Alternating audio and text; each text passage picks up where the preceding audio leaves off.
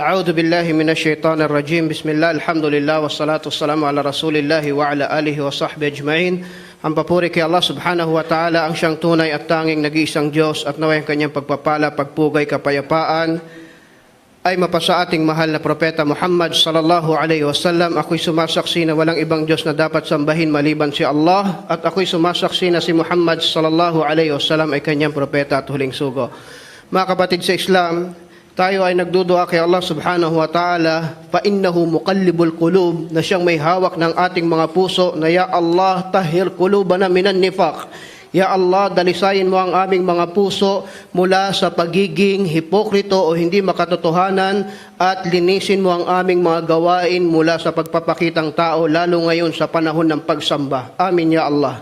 Ganon din mga kapatid sa Islam, kung meron tayong mga kilalang kapatid natin na Muslim na alam nating may mga karamdaman, napakaganda na sinasama natin sila sa ating mga dua habang tayo nakasudyod, subhanallah. Hindi man nila hilingin na, brother, dua mo ako, may sakit ako. At least kung makita, mabalitaan, malaman natin na sila ay mayroong isang uri ng karamdaman, lalo ngayon sila'y nag-aayuno, wag natin sila pagkaitan ng ating mga dua, sapagkat ang dua ng isang kapatid na Muslim, bidhahril ghaib, na hindi nalalaman ng kapatid niya, ay yun ay katanggap-tanggap kay Allah subhanahu wa ta'ala. Mga kapatid sa Islam, kahapon tinalakay natin ang pagmumuslim ni Umar ibn al-Khattab radiyallahu ta'ala anhu, at hindi natin mapalagpas ang pagkakataon na dugtungan ang kanyang kasaysayan ng kaunti, kahit kaunti, upang nang sa ganon ay mabigyan natin ng karapatan ang pag-aaral sa kanyang talambuhay. Marahil lahat tayo ay nag-aral nung tayo elementary sa ating mga paaralan ng buhay ni Jose Rizal, Andres Bonifacio, Apolinario Mabini, pero hindi natin nalasap ang ganito katamis na pag-aaral sa buhay ng mga sahaba. Bakit? Dahil sa taglay nitong napakaraming mabubuting aral na magagamit natin sa ating buhay. Alam kong sang-ayon kayo sa akin, insyaAllah. So si Umar ibn al-Khattab radiyallahu anhu ay kinikilala natin na khalifa ng Rasulullah sallallahu alaihi wasallam at isa sa pinakamagigiting na sahaba ng propeta Muhammad sallallahu alaihi wasallam. Bago tayo magpatuloy, alam nyo ba na ang bumuhay ng salatut tarawih na ginagawa natin ngayon ng jama'a ay si Umar ibn al-Khattab radiyallahu anhu, at ito ay binabatikos pa ng iba sapagkat hindi daw ito sunna ng Rasulullah sallallahu alaihi wasallam. Kaya ang naisip kong gamitin na termino ay binuhay. Bakit? Sapagkat minsan na itong ginawa ng Rasulullah sallallahu alaihi wasallam. At nakita niya na ang mga Muslim panahon ng Ramadan ay kanya-kanya ng sala. Naisip ni Umar ibn al-Khattab radiyallahu anhu, ba't hindi natin gawin kung paano ginawa ng Rasulullah sallallahu alaihi wasallam, pagsamahin natin muli. Tinigil yon na iulat na ginawa ng propeta Muhammad sallallahu alaihi wasallam, at tinigil niya sa kanyang kaisipan na baka isipin ng mga Muslim na ito ay wajib kabilang sa mga obligatoryong sala.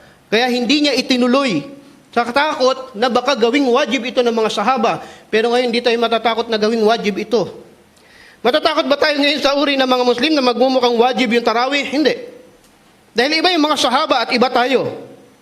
Nakuha niyo kung ano ibig sabihin? At si Umar ibn al-Khattab, pinagsam niya itong mga Muslim sa ilalim ng isang imam at pinili niya si Ubay bin Ka'ab radiyallahu ta'ala anhu. At sinabi niya, ni'mal bid'atul hasana. Kaya yung salita na yon, nagkagulo yung mga gustong manira sa Islam at sinasabing hindi tama itong ating ginagawa. Pero ito ay naitala na sunna ng Rasulullah sallallahu alaihi wasallam na mayroong ugat. Tandaan nyo to. Once na ang isang pagsamba ay may pinag-ugatan mula sa Rasulullah sallallahu alaihi wasallam, hindi pwedeng sabihin na ito ay bid'ah. At naway bigyan tayo ni Allah subhanahu wa ta'ala ng kaalaman. Si Umar ibn al-Khattab, ilan ito sa mga katangiang ibinigay sa kanya ng Rasulullah sallallahu alaihi wasallam o ng mga tao ng panahon niya. Tinatawag siyang Al-Faruq. Alam niyo yung Faruq? Yufarriqu bainal haqqi wal batil. Subhanallah. Bakit si Umar? Katangian niyang paghiwalayin ang katotohanan sa kamalian. Al-Faruq. Napakagandang palayaw o bansag. Bakit? Pag sinabing Al-Faruq, hindi ka pwede magpakita ng mali dyan dahil itutuwid ka niya. Yan ang katauhan ni Umar ibn al-Khattab radiyallahu ta'ala anhu. At sinabi ng Rasulullah sallallahu alaihi wasallam, si Umar ibn al-Khattab, pag siya ay naglalakad sa dinadaanan niya, lumalayo o tumatakas yung syaitan papalayo sa kanya. Subhanallah. Kinatatakutan siya ng syaitan, radiyallahu ta'ala anhu. Si Umar ibn al-Khattab, sabi ng Rasulullah sallallahu alaihi wasallam, kung meron propeta pagkatapos ko, si Umar yun. Pero wala na.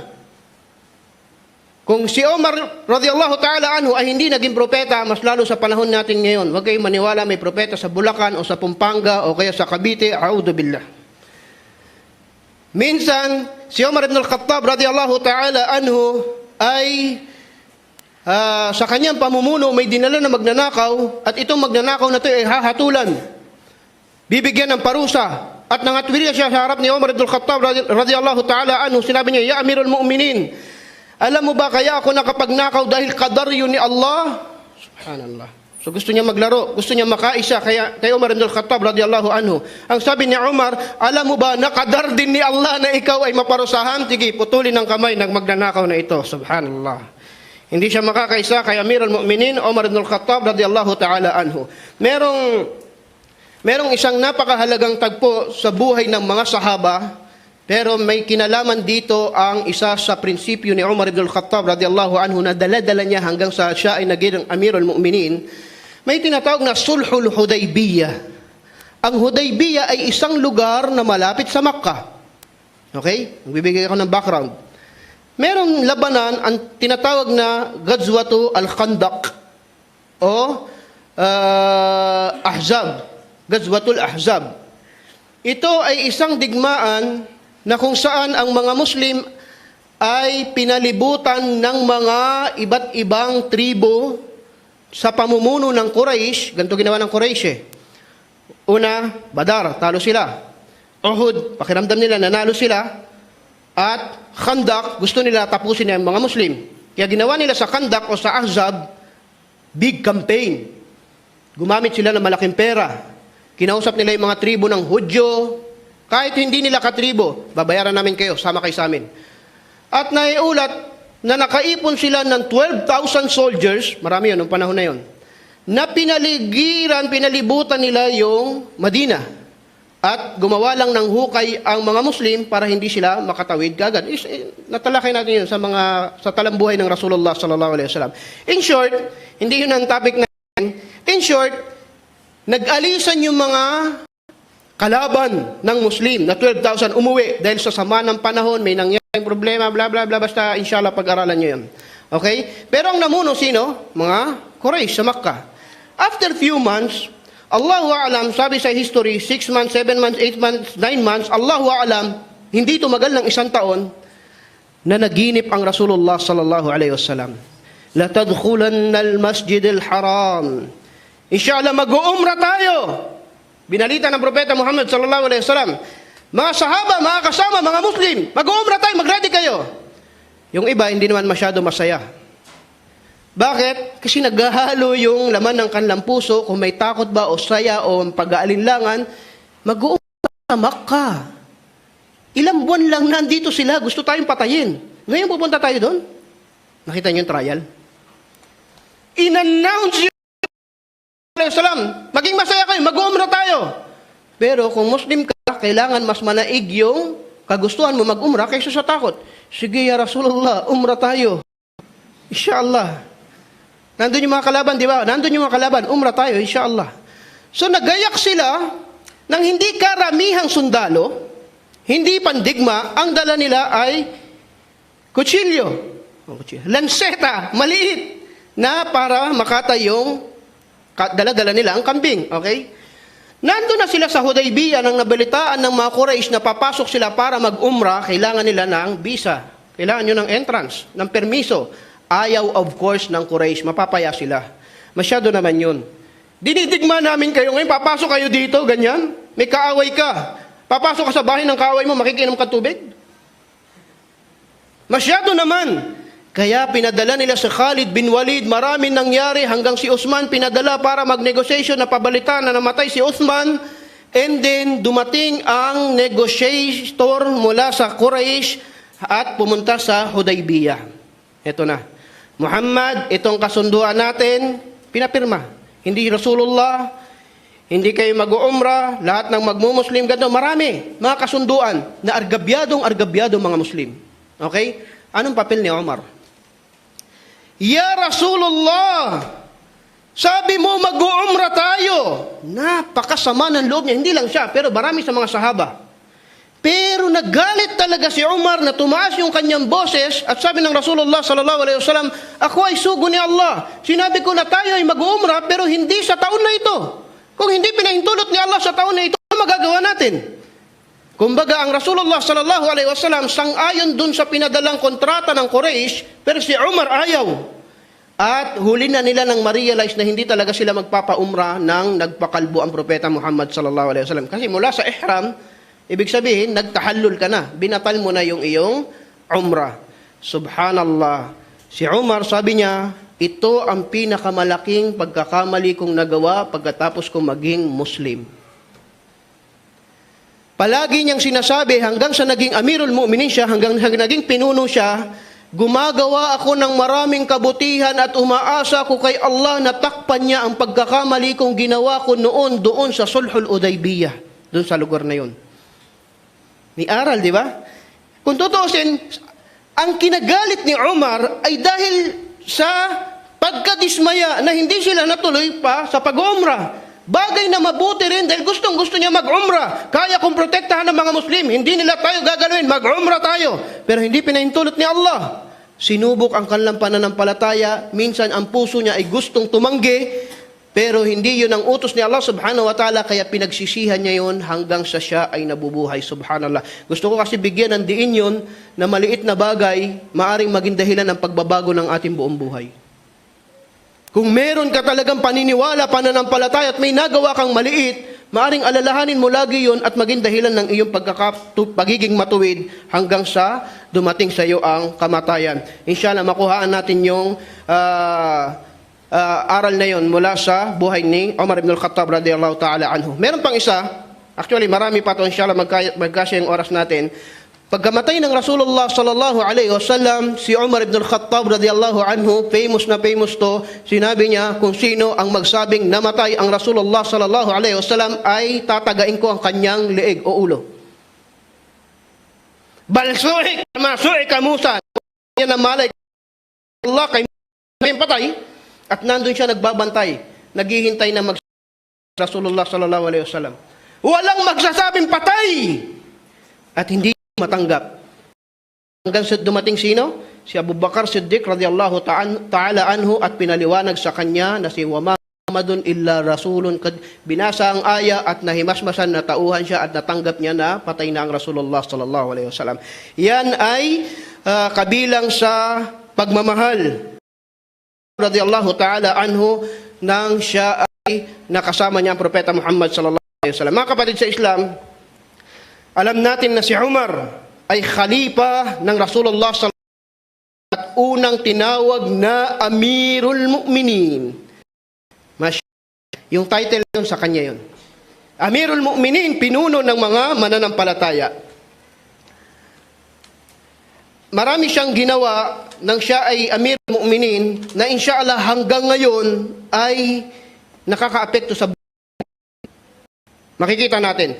Pero ilan dito ang pagpapanatili niya ng kapayapaan sa Madina. Sabi ng mga politician natin, peace and order.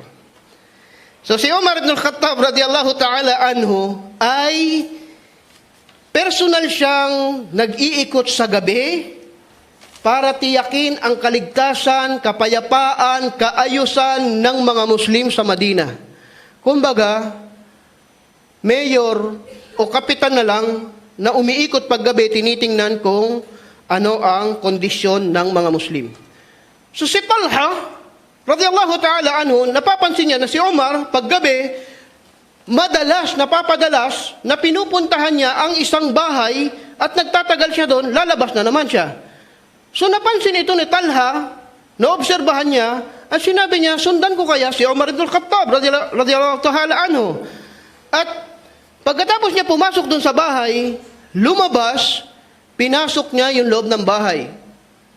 At ang nakita niya doon ay matandang babaeng bulag. Sinabi niya, kilala niyo ba at ano ang ginagawa ng tao o ng lalaking pumapasok dito? Ang sabi ng matanda, hindi ko siya kilala. Pero ang ginagawa, gabi, pupunta siya dito, magdadala ng pagkain, magluluto, maglilinis ng bahay ko at aalis. Subhanallah. May kilala kayong ganyan barangay captain? Wala. Mayor? Wala. Kaya sinasabi ko sa inyo, ito yung bayani natin. Umar ibn al-Khattab radiyallahu ta'ala anhu. Maraming ganitong pangyayari. Isang beses, nandun na siya banda sa labas ng Madina dahil naikot na niya halos ang lahat nang may nakita siyang isang badu Arabi na gumawa ng tent at nagsiga ng apoy. At sinabi niya, sino ka, saan ka galing at sinong nasa loob ng tent? Ang sabi ng badu, laysa min sya'nik. Wala kang pakialam. Kung sino, wala kang matutulong. Ano kailangan mo dito sa Madina? Hinahanap ko si Umar ibn al-Khattab, ang Amir al-Mu'minin. May kailangan ako sa kanya. Dahil hindi man siya kilala. Wala namang Facebook noon. So, pagdating doon, sino ang nasa tent? Sabi niya, wala kang magagawa dyan, pero asawa ko yon na manganganak na at wala akong magawang paraan, hindi ko siya mapanganak. Nang marinig ni Umar yun, tumakbo siya sa kanyang bahay. Tinawag ang kanyang asawa, maghanda ka ng mga gamit na panganganak, magdala ka ng makakain at babalikan natin yun para mapaanak. Subhanallah. So inshallah, yung mga asawa ninyo ay makatulong nyo sa dawa. Amin ya Allah. Makatulong nyo sa Islam, amin ya Allah. At yung wala pang asawa, inshallah, biyayaan ni Allah subhanahu wa ta'ala ng asawang magiging katulong niya sa pananampalataya, ya Allah. Lakas ng amin, masya Allah. At pagdating doon, nagtulong sa panganganak yung asawa ni Umar ibn al-Khattab at pagkatapos makapanganak, ay habang pinapakalma niya yung tatay, magiging tatay, kaya niya yan, marunong yun, hintayin mo lang, magiging maayos sa sitwasyon. Hanggang sa lumabas yung asawa ni Umar ibn al-Khattab radiyallahu ta'ala anhu at sumigaw, Ya Amirul Mu'minin. Tingnan yung asawa niya, pero ang tawag Amirul Mu'minin. Asawa ng Rasulullah sallallahu alaihi wasallam, ang tawag sa kanya, Ya Rasulullah. Pag asawa mo tawag sa'yo, Hoy, Ya Amirul Mu'minin, Ya Amirul Mu'minin. Innahu gulam, lalaki, Bashir, lalaki, good news, lalaki. Narinig ng badu, Amirul Mu'minin, ikaw yung hinahanap ko. Ako yung hinahanap mo. Bukas maghanda ka at magiging bisita kita sa aking bahay. Ito si Umar ibn al-Khattab radiyallahu ta'ala anhu. Siya ang nagmula sa paggamit ng Hijri calendar. Siya yung nagpatupad ng batas na yon na inshallah hanggang ngayon sa Middle East, yan ang ginagamit. At pinapayo sa ating mga Muslim na masanay tayo sa paggamit ng Hijri calendar. Siya ang pinuno ng Muslim na nagbigay o nagsagawa, nagbuo ng sandata mayroong sweldo, mashallah. Noon, volunteer lang, mga mujahidin. Pero nung panahon ni Umar, meron ng AFP, meron ng PNP. Para madalis unawain. Meron na silang salary, may sistema na nila sila, at ang nagpasimuno nito ay si Umar ibn al-Khattab radiyallahu ta'ala anhu. Siya rin ang nagpasimula gumawa ng mga kalsada na nagdudugtong sa mga bayan ng mga Muslim. Subhanallah. Sinabi niya pa sa isang hadis, natatakot ako, natatanungin ako ni Allah na anong ginawa ko sa kayamanan ng mga Muslim ni hindi ko nabigyan ng daanan ang mga donkey. Itong mga donkey mahihirapan at tatanungin ako ni Allah, ba't sila nahirapan? Kaya nagpagawa siya ng mga kalsada. Gawaing engineer, gawain ng militar, lahat ginawa ni Umar ibn al-Khattab radiyallahu ta'ala anhu. Siya ang nagpasimuno ng census, NSO, registration, na lahat ng ipanganganak, lahat ng mamamatay, lahat ng itong lahat ay pinasimulan ni Umar ibn al-Khattab radiyallahu ta'ala anhu pagkatapos sa panahon ng kanyang pagiging pinuno. Siya ang nagsagawa ng batas, inshallah, ma-inspire kayo dito, na lahat ng mga nakamemorize ng Quran ay may allowance mula sa Baitul Mal. Subhanallah.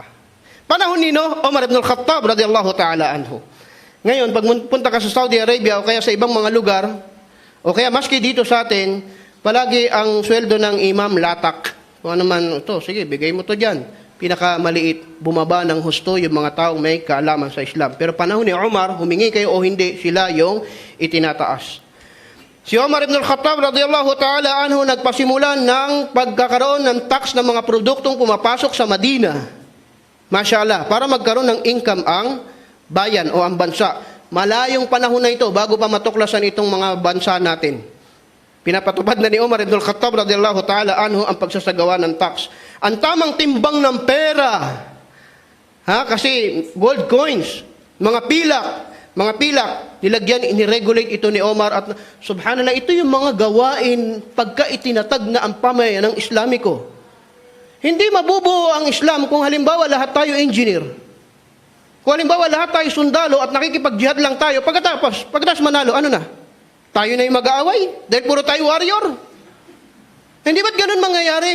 Ang kailangan ng Islam yung kompletong pamayanan. May marunong sa engineer, may marunong sa NSO, may marunong sa hospital, ito, bansa, pamayanan. Makuhaan natin ito ng aral insyaAllah ta'ala.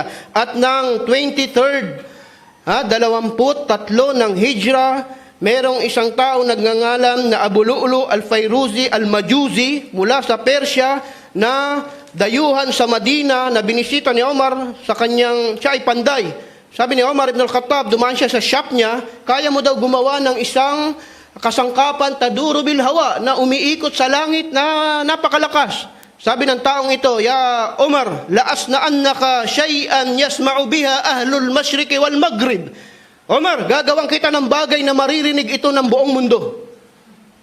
At naghanda siya ng patalim, nilagyan niya ng lason at binabad niya ng matagal, at salatul fajr, pangalawang raka'a. Sinaksak siya na ito ng 6 na saksak, tumakbo, may nasaksak pa na ibang mga sahaba at si Abdurrahman bin Auf tinabunan niya ng tela hanggang sa nahuli nila at magpatiwakal ito. Namatay siya, so walang investigasyon na nangyari hanggang ngayon, hindi natin alam kung ano yung nag-utos sa kanya, motibo sa pagpatay ng Amir al-Mu'minin Umar ibn al-Khattab radiyallahu ta'ala anhu. Pero pagkasaksak sa kanya, last na aral to. Pagkasaksak sa kanya, maraming kumuhan tao para siya ay tulungan. Isa sa mga pumunta ay bata, shabab, na mahaba ang pantalon. Mamamatay na si Omar at sinabi niya, "Musbil yan, ayaw yan ng Rasulullah sallallahu alaihi wasallam. Igsiyan nyo lang yung pagpapantalon nyo, ayaw nyo yung nakaladlad." Oras na kamatayan. At nawalan siya ng malay, sobra. Sabi nila, yung sugat, maipapasok mo yung kamay mo. Sabi ni Ibn Umar, tinakpan lang nila ito. At paglipas ng ilang oras, nagkaroon siya ng malay. Ang una niyang tinanong, nakapagsala na ba yung mga Muslim? Natapos ba yung Fajr? Subhanallah. Wallahi, punong-puno ng aral ang buhay ni Umar ibn al-Khattab. At inshallah, katulad ng palagi kong sinasabi, binabanggit natin ito para kumuha ng aral at isabuhay natin. Wallahi al-azim, sumpaman kay Allah, nagkukulang tayo ng mga halimbawa dahil hindi natin sila kilala. Kung sinong tinitingnan natin bayani o hinahangaan mga tao na hindi naman tayo matututo sa kanila sa buhay at pananampalataya. Ito ang ating bayani, Umar ibn al-Khattab radiyallahu anhu al-Faruq. Napakaraming mabubuting katangian, hindi natin nalalaman, hindi natin nasusundan. Kaya hilingin natin kay Allah subhanahu wa ta'ala, biyayaan tayo ng pag-unawa at pagsunod sa ating mga natututunan. Amin ya Allah. Barakallahu fikum wa jazakumullahu khairan wa sallallahu ala nabina Muhammadin wa ala alihi wa sahbihi ajma'in. Wassalamu alaikum wa rahmatullahi wa barakatuh.